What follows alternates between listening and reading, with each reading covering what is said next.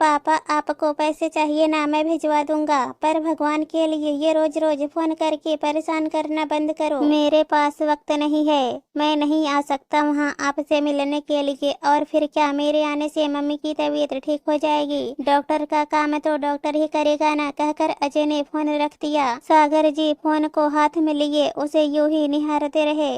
उन्हें ऐसा करते देखकर उनकी पत्नी मैनावती जी ने कहा, क्या हुआ जी? क्या जवाब दिया अजय ने, कब आ रहा है? ओ अभी तो बिल्कुल भी नहीं आ पाएगा, कहकर सागर जी ने फोन को एक तरफ रख दिया। ये सुनकर मैनावती जी ने लंबी सांस भरते हुए कहा, आजकल बड़ी याद आती है उसकी, पता नहीं बार बार ऐसा लगता है कि कब सांस उखड़ जाए और कब भगवान के घर से बुलावा आ जाए, जाने से पहले एक बार उसे देख लो, बस यही एक इच्छा है। अरे भगवान के घर जाए तुम्हारे दुश्मन, अब उसकी भी मजबूरी समझो श्रीमती जी, उसे भी बार बार यूँ छुट्टी नहीं मिल सकती कि तुम जब याद करो वो तब आ जाए। 10 परेशानियां होती हैं बाहर, बॉस छुट्टी दे भी दे तो बच्चों की पढ़ाई लिखाई, एकदम से सब कुछ छोड़कर नहीं आया जा सकता। फिर मैं हूं ना तुम्हारे लिए। सागर जी मैनावती जी को समझाते हुए बोले।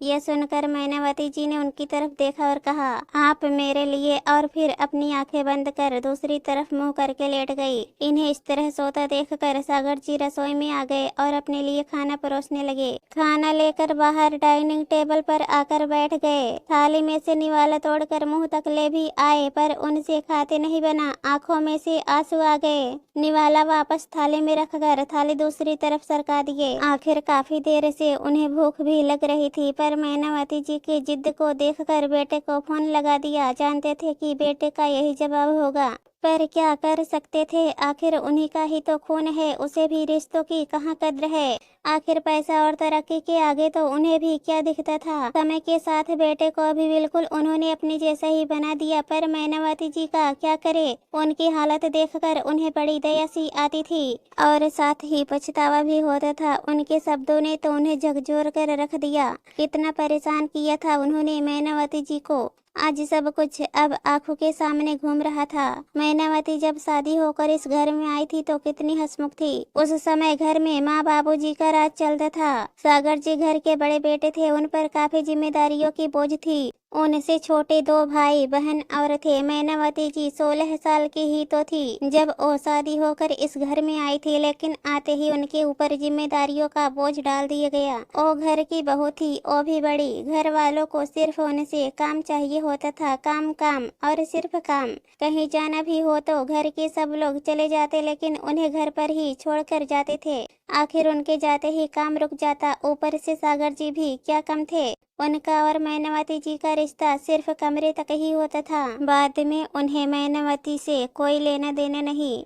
माता पिता भाई बहन उनके सामने ही मैनावती जी को सुनाते रहते और वो कुछ भी नहीं कहते। उनके हिसाब से तो बहुएं इसी तरह रखी जाती थी। मैनावती जी अगर उनसे कुछ कहती तो वो जवाब देते, अरे ये तुम औरतों की बातें हैं, मैं क्या बोलूँगा, और फिर तुम बहू हो, तुम्हें तो काम करना ही है, तो ऐसे काम किया करो कि घर में सब खुश रहे, किसी को बोलने का मौका ही मत दो, मुझे बेवजह परेशान मत किया करो, आखिर मुझे पैसा भी कमाना होता है। इसके आगे मैनावती जी चुप हो जाती। जब पहली बार वो गर्भवती हुई उस समय भी उन पर अतिरिक्त काम का बोझ डाल दिया गया।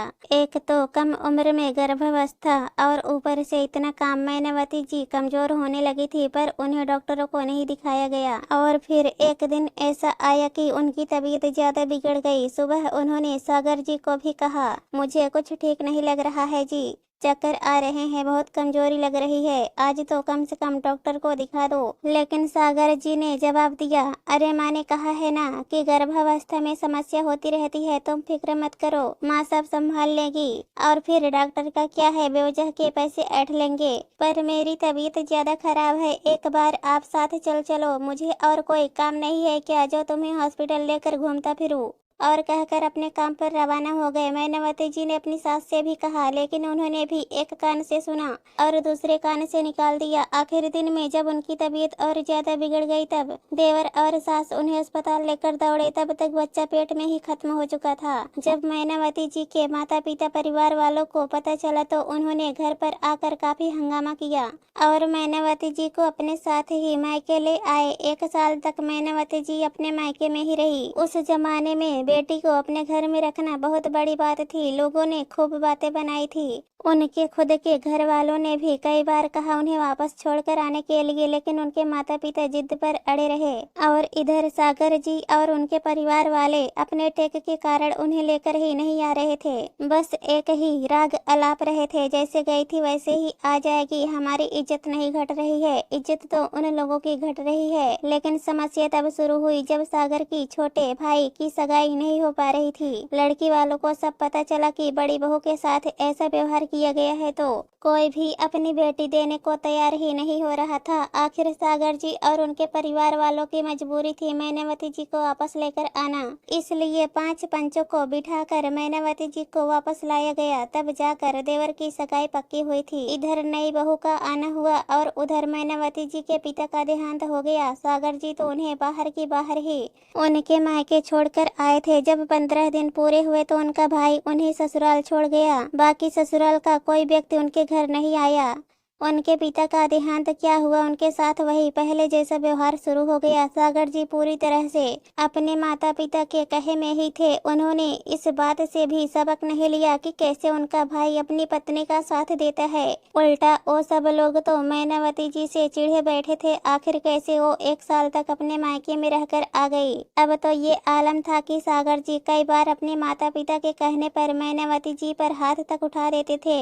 हारी बीमारी में तो उन्हें डॉक्टर को दिखाया ही नहीं जाता था। जब अजय का जन्म हुआ तब भी जैसे तैसे उन्होंने 9 महीने निकाले थे। मैनावती जी ने सोचा था कि अजय के जरिए थोड़ी सी खुशी उन्हें भी मिलेगी, लेकिन उनके सास ससुर और पति उसे भी अपने जैसा ही बनाने में लगे हुए थे। अब तो आलम यह था कि अजय भी कई बार उन्हें पलटकर जवाब दे देता था। ये देखकर सागर जी और उनके परिवार वालों को बड़ी खुशी होती थी। वक्त के साथ सास ससुर भी दुनिया छोड़कर चले गए। अजय बड़ा हुआ तो उसकी भी शादी हो गई और वो अपनी पत्नी के साथ दूसरे शहर में नौकरी के लिए चला गया। इस बात की कम से कम मैनावती जी को बहुत खुशी थी कि अजय की शादी जिससे हुई, कम से कम अजय उसकी तो कद्र करता था। अब परिवार में कोई नहीं बचा तो मैनावती जी के लिए सागर जी का व्यवहार धीरे धीरे बदलने लगा था। पर मैनावती जी का स्वास्थ्य निरंतर गिरता जा रहा था। पर अब वो सागर जी से कुछ नहीं कहती। शायद मन में अब जीने के लिए लालसा ही नहीं बची थी। एक दिन जब वो चक्कर खाकर गिरी तब सागर जी उन्हें अस्पताल लेकर गए। तब उनके सारे चेकअप हुए और पता चला कि उन्हें तो कैंसर हो चुका है। पैसे टकों की कोई कमी नहीं थी। उनका इलाज भी शुरू हुआ पर सुधार नहीं हो पा रहा था। अब तो सागर जी भी उनके लिए काफी भागा दौड़ी कर रहे थे। काफी दिन तक तो वो अस्पताल में ही रही। अब तो डॉक्टर्स ने भी जवाब दे दिया। मैनावती जी अंतिम सांसें गिन रही थी। कब भगवान का बुलावा आ जाए कुछ कह नहीं सकते। आखिर कैंसर पूरे शरीर में फैल चुका था। बस अभी पिछले 2 दिन से वो अजय को देखने की इच्छा लिए बैठी थी। तभी अंदर से मैनावती जी के खांसने की आवाज आई तो सागर जी उठकर अंदर गए। देखा तो वो कुछ ढूंढने की कोशिश कर रही थी। वो उनके पास गए और उनके हाथों पर हाथ रखकर बोले, कुछ चाहिए था तुम्हें? यह सुनकर मैनावती जी ने दूसरी तरफ मुंह कर लिया। कुछ चाहिए तुम्हें? अजय तो आते से ही आएगा। कोई दूसरी इच्छा हो तो ओ बोलो, मैं जरूर पूरी करूंगा। यह सुनकर मैनावती जी ने उनकी तरफ देखा, जैसे कह रही हैं जिंदगी भर तो अहमियत नहीं दी, अब क्या फायदा। ये देखकर सागर जी की आंखों में आंसू आ गए और उन्होंने कहा, मैं अपने किए की माफी मांगता हूँ। इतना कुछ होने के बावजूद भी तुमने जिंदगी भर मेरा साथ दिया। अब कम से कम एक इच्छा तो मैं तुम्हारी पूरी कर ही सकता हूँ। अजय नहीं है तो क्या हुआ, मैं हूँ ना तुम्हारे लिए। यह सुनकर काफी देर तक मैनावती जी उनकी तरफ देखती ही रही। कमरे में बिल्कुल खामोशी सी पसर चुकी थी। आप कब थे मेरे लिए? अचानक मैनावती जी के मुंह से निकला था। यह सुनते ही सागर जी चुप हो गए। उन्हें देखकर मैनावती जी वापस लेट गई। उनके चेहरे पर काफी सुकून भरी मुस्कान आ गई थी। सागर जी ने यूं ही देखते रहे। पता नहीं क्यों सागर जी को मैनावती जी की उस मुस्कान से काफी डर लग रहा था, जैसे वो कह रही हो कि जिंदगी भर तुम मुझे हराते आए थे, आज तुम हार गए हो। काफी देर तक वो उन्हें यूं ही देखते रहे, पर मैनावती जी के शरीर में कोई हलचल न होते देखकर उन्होंने मैनावती जी को हिलाया डुलाया। पर ये क्या, उनके तो प्राण बेरुख उड़ चुके थे। वो अपने अंतिम सफर पर निकल चुकी थी और अब घर में सागर जी अकेले रह चुके थे। थे। आज ना वो माता पिता उनके साथ थे, जिनके कहने में आकर वो उन्हें मारते पीटते थे। आज ना वो भाई बहन साथ थे, जिनके सामने वो अपनी पत्नी को हमेशा झुक कर रहने को कहते थे। और आज ना वो बेटा साथ में था जिसे उन्होंने अपने जैसा बनाया था। दोस्तों, इस कहानी पर आप लोगों की क्या राय है कमेंट में जरूर बताना, और अगर कहानी पसंद आए तो हमारे चैनल को सब्सक्राइब कर देना। कहानी सुनने के लिए बहुत बहुत धन्यवाद।